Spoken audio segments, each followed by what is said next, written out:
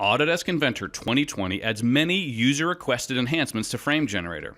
Now, choose not only Frame Generator file name defaults, but you can also set the name for end caps in the defaults dialog. New in-canvas manipulators help you place, offset, and rotate your selection, making it easier than ever to visualize the orientation of frame members. Now, find the multi-miter and multi-notch commands as a property panel. No need to select additional options to operate on multiple members at the same time. The notch command has improved options for creating custom profiles.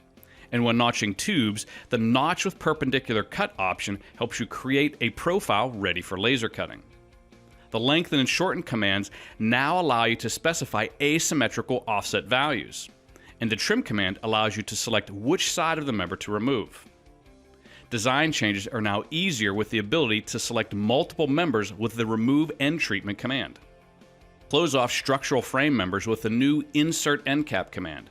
You can set the position, profile shape, and thickness, and save the properties of your end caps as presets for later use. And finally, you can now add custom end cap families to your Content Center library.